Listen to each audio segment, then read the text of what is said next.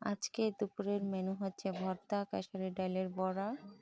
তো বড়া বানানোর পালা চলছে। আলু দিয়ে বড়া দিয়ে একটু ঝোল বানাবো।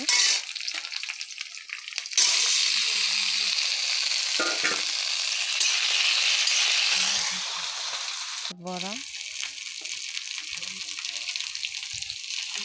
সব মশলা দিয়ে কষে নেব, তারপর ঝোল দিয়ে দেব পরিমাণ মতো।